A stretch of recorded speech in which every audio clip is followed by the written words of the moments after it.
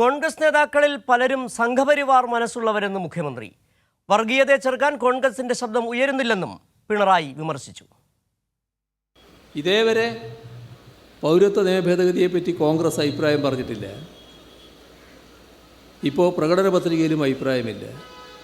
എന്താ നിങ്ങൾ പ്രകടന പത്രികയിലൊന്നും പറഞ്ഞതെന്ന് ചോദിച്ചപ്പോൾ എല്ലാ കാര്യവും പ്രകടന പത്രികയിൽ പറയേണ്ടതുണ്ടോ എന്നായിരുന്നു മറുചോദ്യം.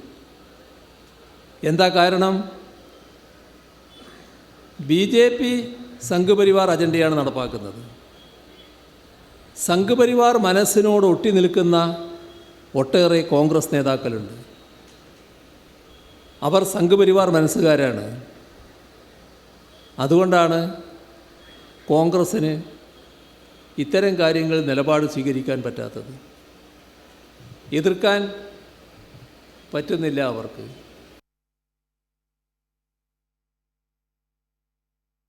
തെരഞ്ഞെടുപ്പ് പ്രചാരണ പരിപാടിയുടെ ഭാഗമായി കൊല്ലത്തെ കുന്നത്തൂരിൽ സംസാരിക്കുകയായിരുന്നു മുഖ്യമന്ത്രി. ഈ വാർത്തയുടെ കൂടുതൽ വിവരങ്ങളുമായി ഞങ്ങളുടെ പ്രതിനിധി രാജ്കുമാർ ചേരുന്നുണ്ട്. രാജ്കുമാർ, കൊല്ലത്ത് കുന്നത്തൂരിൽ, അതായത് മാവേലിക്കര മണ്ഡലത്തിന്റെ ഭാഗമായുള്ള കുന്നത്തൂരിൽ സംസാരിക്കുകയായിരുന്നു മുഖ്യമന്ത്രി.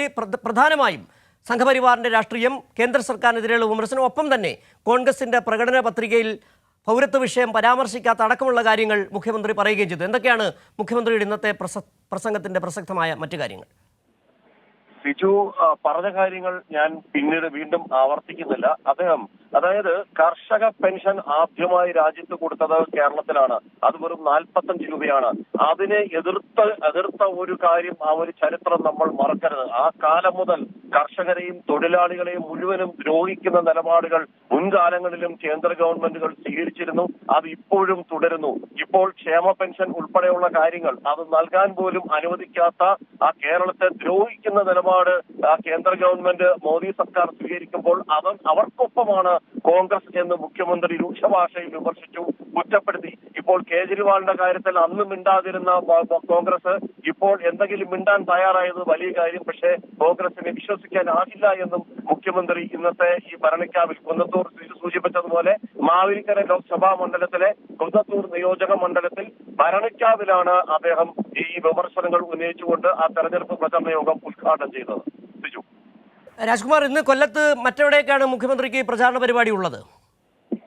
ഇപ്പൊ അദ്ദേഹം നേരെ ചെന്നിത്തലയിലേക്കാണ് പ്രചരണത്തിന് പോയിട്ടുള്ളത്. ഇന്ന് വൈകിട്ട് 5 മണിക്ക് പത്തനാപുരത്ത് അദ്ദേഹം ഈ മാവേലിക്കര ലോക്സഭാ മണ്ഡലത്തിന്റെ ഭാഗമായിട്ടുള്ള പത്തനാപുരം നിയോജക മണ്ഡലത്തിലെ തെരഞ്ഞെടുപ്പ് പ്രചരണ പരിപാടികൾ മുഖ്യമന്ത്രി ഉദ്ഘാടനം ചെയ്യും.